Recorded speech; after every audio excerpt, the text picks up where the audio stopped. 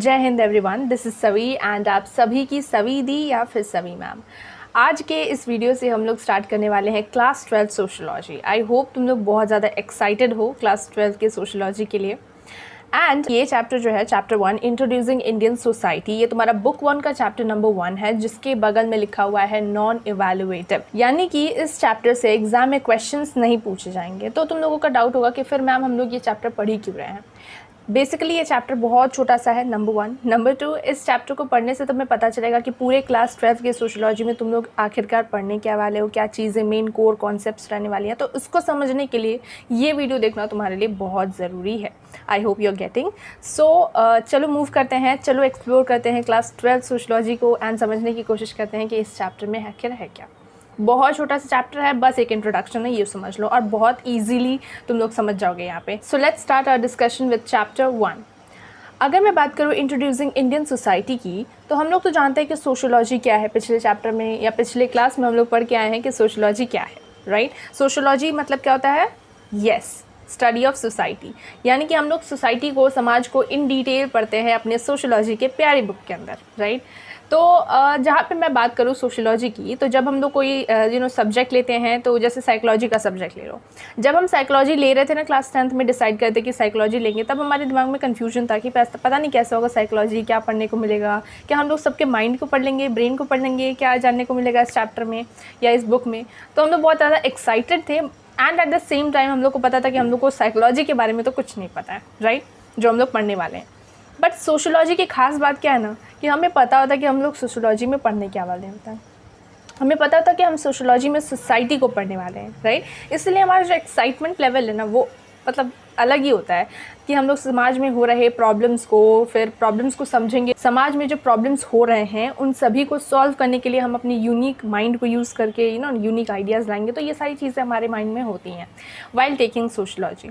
तो ये जो सब्जेक्ट है, यहाँ पे हम लोग ज़ीरो से स्टार्ट नहीं करते हैं। हमें कुछ ना कुछ पता होता है सोसाइटी के बारे में। जैसे स्कूल होता है सोसाइटी में, होम होता है, फैमिली होती है, राइट, 4 लोग होते हैं समाज के। तो ये सारी बेसिक चीज़ें हमें पता होती है सोसाइटी की। ये जो सोसाइटी है ना, वो इंटीग्रल पार्ट होती है हमारे लाइफ की, यानी कि बहुत अहम हिस्सा। यानी कि जैसे कि हम लोग जानते हैं, हम लोग सोशोलॉजी के स्टूडेंट हैं, सबको पता है कि हमारा जो पर्सनालिटी डेवलपमेंट है उसमें सोसाइटी का बहुत इंपॉर्टेंट रोल होता है। जैसे मैं अभी जैसी हूँ, मेरे पेरेंट्स ने, मेरे सोसाइटी ने, मेरी कम्युनिटी ने ऐसा हेल्प किया मुझे, मतलब ऐसे मुझे बना दिया है, जिसकी वजह से मेरी पर्सनालिटी ऐसी है। फॉर एग्जाम्पल मेरे आसपास बहुत ज़्यादा पॉजिटिविटी थी, तो मैं बहुत पॉजिटिव कैरेक्टरिस्टिक वाली लड़की हुई, right. So this is how कहीं ना कहीं हमारा जो सोसाइटी है हमारी पर्सनालिटी को डेवलप करने में, शेप करने में, हमारे आइडियाज़, वैल्यूज़ को शेप करने में बहुत इंपॉर्टेंट रोल प्ले करता है, ठीक है। सो अगर नेक्स्ट बात करूँ मैं, तो हम लोग सोसाइटी के बारे में बहुत सी चीज़ें जानते हैं। इसके लिए 2 चीज़ें होती है। एक तो हमारे लिए एक एडवांटेज होता है ये कि हम लोग समाज के जानते हैं। जैसे एडवांटेज कैसे हुआ कि हम लोग सोसाइटी के बारे में कुछ ना कुछ जानते हैं ना, तो हमें डर नहीं लगता इस सब्जेक्ट की कि पता नहीं कौन सा रॉकेट साइंस पढ़ लेंगे, ऐसा हमें नहीं लगता। हमें लगता है कि हाँ, जो भी है सोसाइटी के बारे में है, आसान होगा, डिफ़िकल्ट नहीं होगा, आराम से समझेंगे, तो हम लोग डर नहीं लगता। Number 1, that is the advantage. And disadvantage क्या होता है ना, कि हम लोग को मतलब हमारी कुछ बिलीव्स होती हैं जो बहुत ज़्यादा बैठ जाती है। फॉर एग्जाम्पल हमें लगता है कि मतलब सोसाइटी के बारे में हम लोग पढ़ लेंगे तो क्या ही पढ़ लेंगे, हम सब जानते हैं सोसाइटी के बारे में, कैसे सोसाइटी काम करता है, इसमें कौन सी पढ़ने वाली बात है। तो ऐसे भी कुछ लोग होते हैं, right. This is a disadvantage you can say. And ये जो रूढ़िवादी सोच होती है कि हम सोसाइटी को जानते हैं, तो they actually don't know much about society because and ऐसा क्यों होता है, ऐसा उनका सोच क्यों होता है कि वो सब कुछ जानते हैं सोसाइटी के बारे में। कहीं ना कहीं उनके जो वैल्यूज़ हैं, उनकी जो सोच है, ओपिनियंस है, वो अपने समाज से आई है, अपने लोगों, मतलब अपने फैमिली, अपने फ्रेंड्स, ऐसे सर्कल्स में वो रहते हैं जिनकी वजह से ऐसी आइडियोलॉजीज़ या ऐसी आइडियाज़ उनके दिमाग में हैं। ओके, तो ये बिलीव्स जो हैं, ये जो सोच उनकी होती है, पार्शियल होती है। पार्शियल मतलब क्या हुआ मैम? पार्शियल मतलब कि इनकम्प्लीट, वो पूरी तरीके से जानते नहीं है सोसाइटी को कि सोसाइटी क्या होती है। जैसे तुम लोग एकदम इनिशियल में थे, क्लास 11 में, तुमने सोचा होगा कि सोशोलॉजी तो बहुत ईजी है, सब कुछ जानते हैं हम सोसाइटी के बारे में। लेकिन जब तुम पढ़ना स्टार्ट किए तो तुम्हें पता चला कि अरे एनलाइटनमेंट भी कुछ था, फ्रेंच रेवोल्यूशन भी कुछ था, देन इंडस्ट्रियल रिवॉल्यूशन था, उसने समाज को चेंज किया हुआ द पीरियड ऑफ टाइम। अब इसका बेस्ट एग्जांपल दूँ ना, तो पहले की सोसाइटी कैसे होती थी इंडिया में। हम लोग के ना सोसाइटी में गुरुकुल सिस्टम हुआ करता था। हमारे समाज में हुआ करता था एक ऐसा सिस्टम जहाँ पे वुमेंस को इक्वल राइट्स, इक्वल फ्रीडम मिलते थे।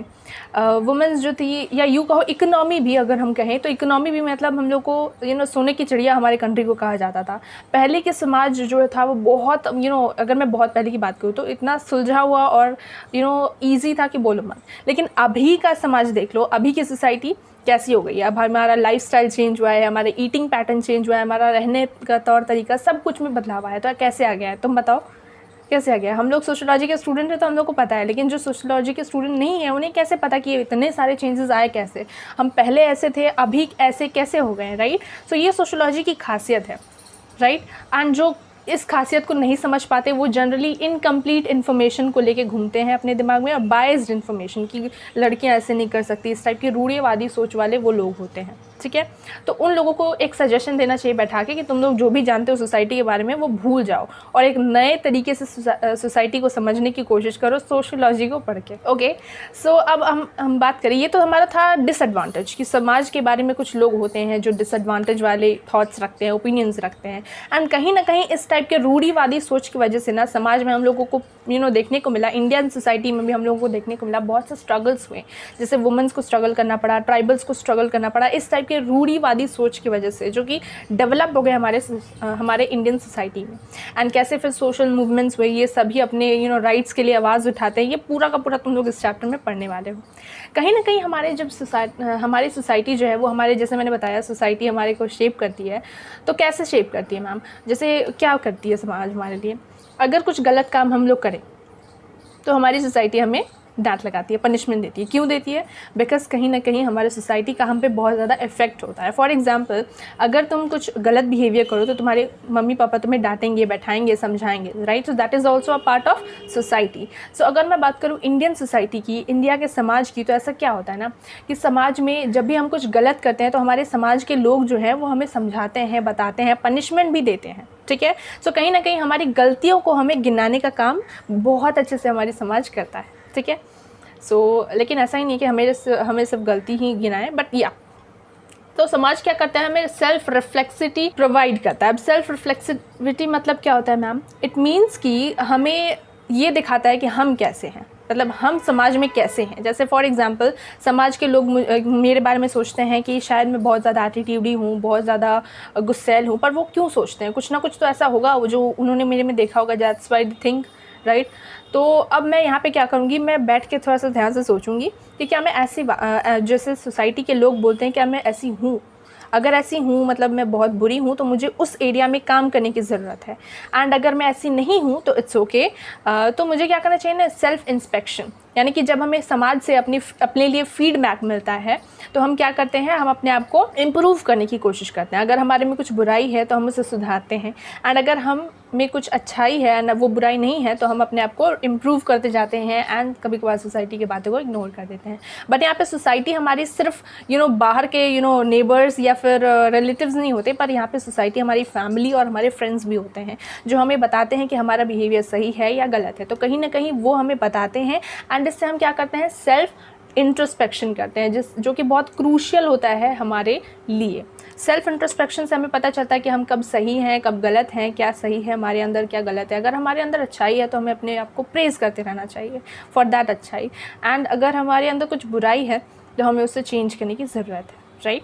This our society teachers. तो ये हमारा नेगेटिव एक हो गया सोसाइटी का पार्ट, दैट वाज रूढ़िवादी सोच जो कि हमारे अंदर डेवलप हो जाती है अगर हम ध्यान ना दे तो। और ये हमारी पॉजिटिव सोच है जिसकी वजह से हम अपने बिहेवियर को और ज़्यादा इम्प्रूव करते हैं अगर हम कुछ गलती होती है तो। नेक्स्ट बात करें तो हमें अपनी सोसाइटी से क्या मिलता है, social map, comparable social map. जैसे हम लोगों को ज्योग्राफी से मिलता है ना कि हम लोग कहाँ लोकेटेड हैं, which region we are from, which hemisphere we are, this kind of thing we get to know about from our geographical map. हमें अपने सोसाइटी से मिलता है comparable social map. Comparable social map मतलब कि हम समाज में कहाँ लोकेटेड हैं। मुझे अपने समाज से पता चलता है कि मैं समाज के कौन से मैप पे लोकेटेड हूँ। फॉर एग्जाम्पल, मैं यूथ में लोकेटेड हूँ, नंबर 1।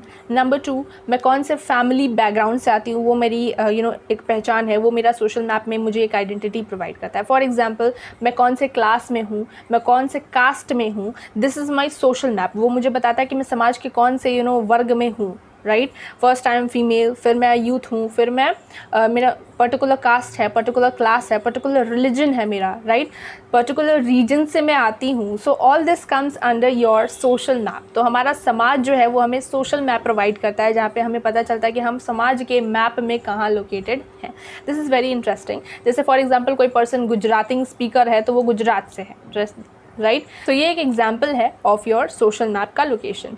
नेक्स्ट बात करें जो हमें अपने सोसाइटी से समझने को मिलता है, इज़ योर रिलेशनशिप्स। हमारी जो रिलेशनशिप्स होती हैं, हमारी जो सोशल बिहेवियर है, ये सारी चीज़ें हमें अपने सोसाइटी से मिल रही होती है। अब हम फर्दर बात करें इसी के बारे में, तो सी राइट मिल्स तुम्हें याद ही होंगे बहुत अच्छे से, अगर तुम लोगों ने मुझसे अपने क्लास 11th में पढ़ाई की थी सोशोलॉजी की। तो सी राइट मिल्स कौन है? एक बहुत ही फेमस अमेरिकन सोशोलॉजिस्ट हैं जिन्होंने सोशोलॉजी के बारे में बहुत सी चीज़ें हमें बताई हैं। एंड नंबर 1 जो कि मोस्ट इंपॉर्टेंट हम लोगों को सोसाइटी के बारे में उन्होंने बताया है, दैट इज़ वो लिंक बताया है उन्होंने between the personal problems and the social issues या पब्लिक इश्यूज़ भी इसे हम लोग नाम से जानते हैं।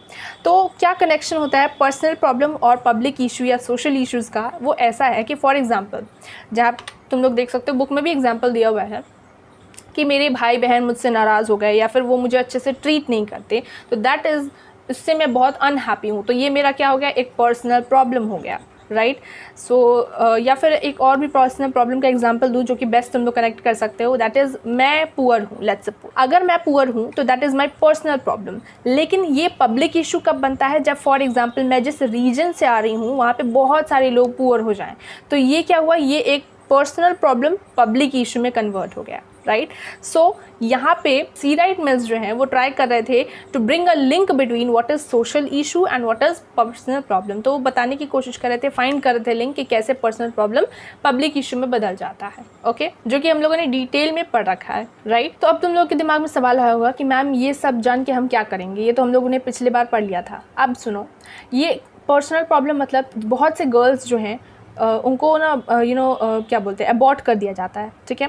ये तुम्हें इस बुक में जानने को मिलेगा। बहुत सी गर्ल्स जो हैं उनको नेग्लेक्ट कर दिया जाता है, उनको अबॉर्ट कर दिया जाता है, that is someone's personal problem. बहुत से प्रॉब्लम्स है जैसे कि जेंडर इनइक्वलिटी एग्जिस्ट करती है समाज में, तो वो क्या है? वो पर्सनल प्रॉब्लम है।